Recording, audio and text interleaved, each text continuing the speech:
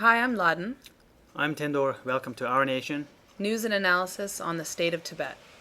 Today is February 18th, and it's a little late in the day, so we've moved our location from the back room where my desk is, and we're normally surrounded by boxes, to a much more open and comfortable main office space. We have better lighting and better background right here. And as long as Tendor doesn't move, you won't see the light shining through the window behind his head. Okay, so right to the news of the day. A lot more information has come out of Lhadon, eastern Tibet, where the protests have occurred in the last few days. Very briefly about Tibet being closed to foreigners.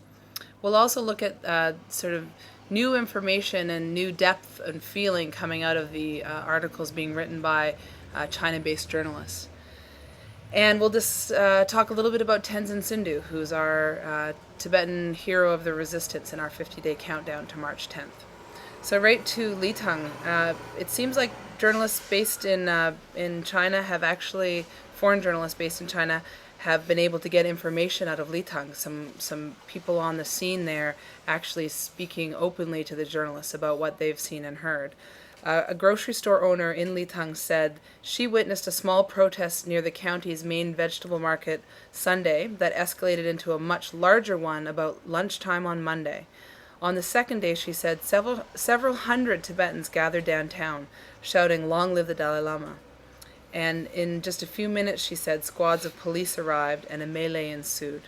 She said at least one Tibetan protester was swinging a stick, others throwing stones. The policemen subdued them using what she called electronic sticks and tear gas. Very likely, we hear a lot about electronic batons being used, electrified batons in Tibet. Interesting to note that a Lhadon police officer said by phone, "I'm afraid of talking about this with you. It's a secret. We're not allowed to tell all the truth, information, and what happened to people outside. This is the policy." So a police officer actually admitting that they're not allowed to tell foreign journalists or people from the outside what's actually going on inside Tibet. You're going to have to move back, Tendor, because you need to cover that light. There we go. Your phone's off now, yeah? Yeah. Okay. And also a couple more quotes. "We're not allowed to go outside. The curfew started from the day before yesterday," said one Tibetan. And another shopkeeper said, "There are dozens of armed police and public security policemen patrolling in front of my door. Such kinds of things don't happen often." And we have heard before that Tibet is now being closed off to foreigners a few times. And every day we've been hearing more through articles and through witnesses. Here this is an article from The Telegraph and Malcolm Moore in Shanghai reporting that China closes Tibet to foreigners. They tried contacting a few travel agencies in Tibet, and the response they have received, this is a quote from Wan Feng at Tibet Yak Travel. "We had a meeting with the Tourist Bureau and were asked to stop all groups from entering Tibet for at least the next couple of months." So now, March, April. Another company, Zedong China Travel, said it was unsure whether travel would even be possible in April. Mr. Wan said the ban on foreigners was for sensitive political reasons. And this is how they describe whenever China is feeling insecure about Tibet, when they don't want foreigners to go to Tibet, they just label it political or sensitive. And at the end, there was also this interesting bit about, we told you about the Surf Liberation Day on March 28th, that the Chinese government has now just made up this new holiday called Surf Liberation Day. And previously, the Chinese government said that foreign journalists would be welcome in Tibet in March in order to cover the event that it has dubbed Surf Liberation Day.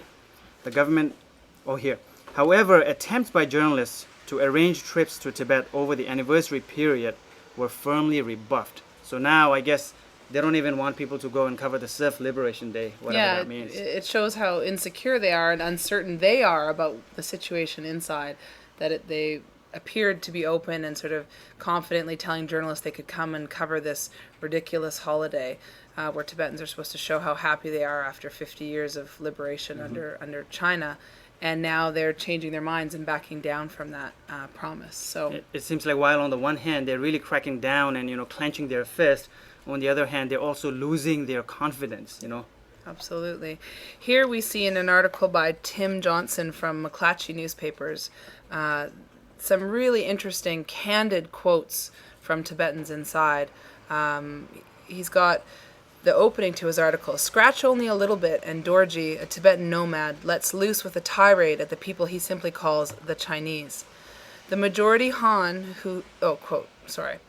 the majority Han, who he says will get no respite from Tibetan frustration this year or for generations." And the quote is, "After I die," the 50-year-old herder says, "my sons and grandsons will remember. They will hate the government." There's another quote from a monk who says, "How could there be celebrations? Last year they shot so many of us. Tibetan people are trying to stand up for ourselves now by not celebrating." And of course he's referring to the No Losar movement, or the No Tibetan New Year celebration movement in Tibet. And the article goes on: "Squads of People's Armed Police jog daily through the streets of Tongren before dawn." And Tongren is the new Chinese name for the traditional town that Tibetans call Rebgong. That's the real name of the town, Rebgong. And the quote here is from a monk at another monastery in Rebgong: "There are so many of them. You don't see them because they are in their barracks. But if something happened, they'd be here in a second." And this monk is talking about the PAP soldiers and the police who are, usually during the daytime they're trying to hide away, so tourists don't see them. But the minute something happens, they're all there. We keep hearing this time and time again from inside Tibet, that the soldiers are really moving into the most even remote areas. Finally, there's this incredible quote from one Tibetan who says, it would take days for me to explain to you how tough our lives are here." And then Dorji the nomad again saying, "The police who came warned designated village leader that if they allow any protests to emerge, they will," quote, they said, "we will arrest you and kill you, and no one will know." So this is, exactly what we feared, and what we know to be true inside Tibet, that the police there will do anything to Tibetans, counting on the fact that the world will not know. And you can see the lengths to which the Chinese authorities go to seal Tibet off from the world, and to try to stop anybody from the outside world from knowing what's really going on the plateau. And that's the most scary thing, when your government, or when the state or the government that is ruling your territory can do anything to you, and there is no one in the world or no place or no authority or institution or judicial body that you can turn to for help or justice. And this is also part of the story that journalists are now covering this year, much more than last year. And we've been noticing the difference in the depth of the coverage and the nuances presented in these articles. Last year around this time, if you read the articles on Tibet or generally in the media, the understanding was much more superficial or incident based on the surface. So this is definitely a huge shift in the, what do you call it, like attitude and understanding. And I wonder if more people, because so much has gone so badly inside Tibet, despite the climate of fear, more Tibetans may be willing to speak, having the opposite effect of what the Chinese authorities wanted their crackdown to result in. Just have to give credit to the Free Tibet campaign in London, and of course Matt and the team there, for getting a lot of this news out of Lhadon, also the Tibetan Center for Human Rights and Democracy. It's not an easy job. So we'll try and bring you as much as we can on those stories. We are looking at people are organizing protests in response to this around the world. We think it would be great if Tibetans and supporters at Chinese consulates and embassies and elsewhere around the world could hold protests in the next day or two to respond to what's an obvious escalation by Tibetans inside in terms of their courage and bravery in protesting, and also an escalation by the Chinese security forces. And speaking of bravery and courage, we have started profiling Tibetan activists and heroes every day in the 50-day lead up to March 10th. And today we are profiling a well-known Tibetan activist and leader, Tenzin Tsundu. And you can read more about him on the SFT website, studentsforfreetibet.org. Most of you already know about him, but please go to our website and check out all the other activists who we are profiling. And that's it for today. This is Our Nation. News and analysis on Tibet.